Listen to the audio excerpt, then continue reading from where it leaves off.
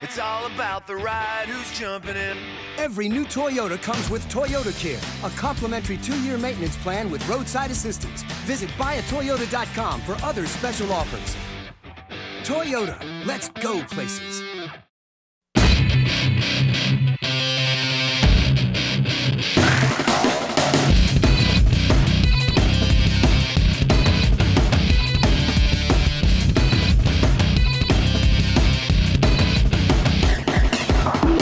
Inside PressBox is presented by Friedmont Mortgage. Don't make a 30-year mistake by choosing the wrong lender. Go to Friedmont.com now for all of your mortgage needs.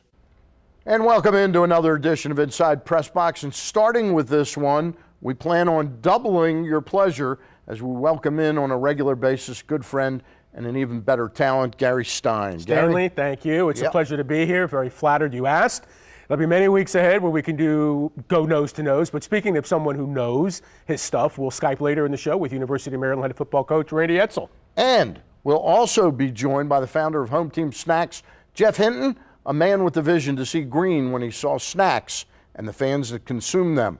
But first, we welcome in a great friend and an okay writer, a better dresser, lead Baltimore Sun columnist, Peter Schmuck. And Peter, thank you very much for coming in. And we welcome you aboard. I appreciate it. Couldn't wait to get here. All right. Hey, we're going to be doing some stuff back and forth with the Sun this year. I'm in the picks department this year. I noticed that. I'm looking down at you already. A terrific picture, by the way, Stanley. Thank you. Thank you. But we're also going to have a bunch of the other columnists on. We'll be doing some videotaping and Skyping with them. But I wanted you to listen to our first video segment with Jeff Zrebiec. He had something interesting to say about the Ravens as they prepare for Sunday's game against the Browns. Give a listen, and then we'll get your response.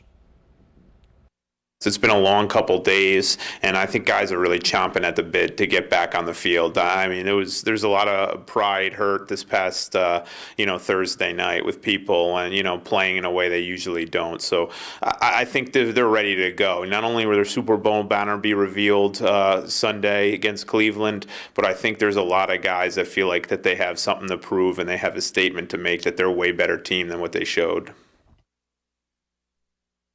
I have to give him one of my shirts. Jeff has his finger on the pulse beat of the Ravens, and I agree with him wholeheartally. Why wouldn't they be chomping at the bit? I mean, this is a team that got embarrassed on national TV the other day, did not play well in any phase of the game, and now they have an opponent that they will be able to put the hammer down on.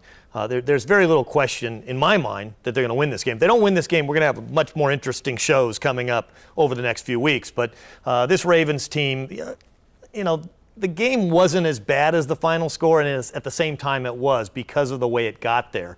But this team is not 30 points worse than any team in the NFL, and they'll show that on Sunday. They may be 30 points better than some teams in the NFL, and they'll probably show that on Sunday also. So, Peter, let's cut right to the chase on one of the big issues. If you listen to talk radio or on the internet or whatever, the Anquan Boldin issue. The fact that the Ravens could not come to terms with Anquan Boldin. They asked him to take a $2 million pay cut. He goes to San Francisco. We all saw what he did last week.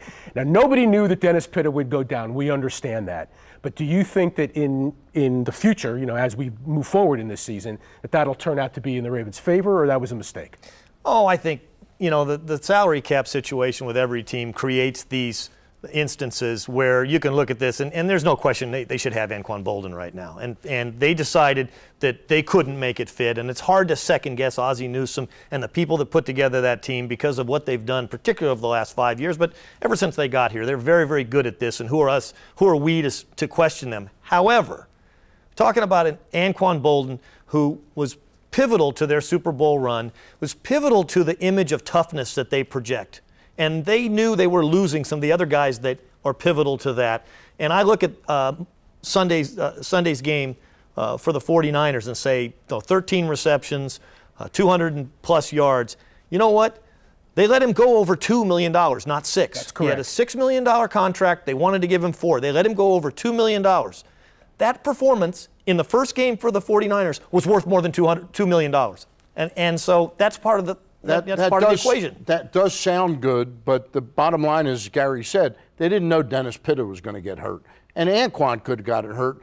The real thing, it's kind of confusing to me, is whether or not this was one of those things above and beyond the money was Anquan a guy that Harbaugh just as soon get out of the locker room? Well, that's been the speculation during the offseason that Harbaugh was finally bringing together a team full of his kind of guys, and there were certain players on the team who were, spoke up too much, and the talk was that that's one of the reasons why some of these guys, Bernard Pollard and Anquan Boldin, are gone. Maybe that's true. I don't know. That may be true. But the fact is that Anquan Boldin is a guy that everybody knows what he can do, the toughness he projects, and Dennis Pitta or not, everybody in the NFL knows that anybody can get hurt at any time. So you have to plan for Dennis Pitta to get hurt. And they're generally very good at that, very good at putting themselves in the position to survive an injury like that.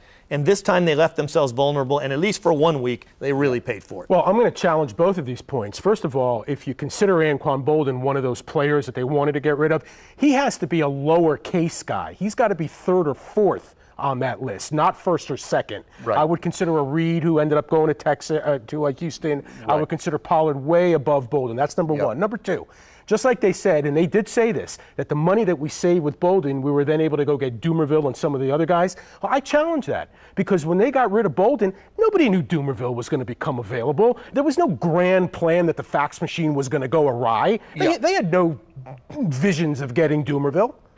And I agree with you, but the point they're making is simply that they had the flexibility when that opportunity arose. That's true, but knowing how good they are at this, they could have created that flexibility another way. And so you do ask the question, was it because Anquan Boldin, in a sense, had worn out his welcome with the coaching staff?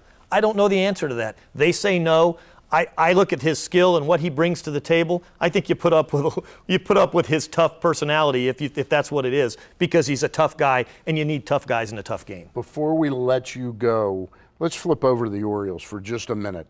They've had an okay season. It's certainly, compared to 1998 to 2011, it's been a lot more fun. What has been the reason this team hasn't quite caught the fans' fancy in terms of it just hasn't been as exciting? Well, it hasn't been as exciting, and how could it be? They went 29-9 in one-run games. That's never going to happen again. It had never happened before. They won 16 straight extra inning games. That's never going to happen again, and it only happened once or twice before in baseball history. So they aren't a magical team, and one of the reasons they're not a magical team is because they did it last year. They're not coming out of nowhere. But the other thing is, and I'll use an expression I use all the time, and you can say it doesn't make sense. The Orioles are a better team than last year's team, but they're not as good. Does that mean anything to you? Yeah, I understand what you're saying. I understand what you're saying, but it's difficult to wrap your head around, All right, well, we thank you. Peter, thank you for coming in. Always Thanks, good guys. stuff. Thanks, Peter. Next up, a man and his home team snacks idea, Jeff Hinton, when we return to Inside Press Box. When it comes to your transmission, don't wait until it's too late. But if you do, GBT offers free towing. That's GBT, Glen Burnie Transmissions, your dealer alternative for transmission repairs. Check them out on the web at gbt-online.com or give them a call at 410-766-8500.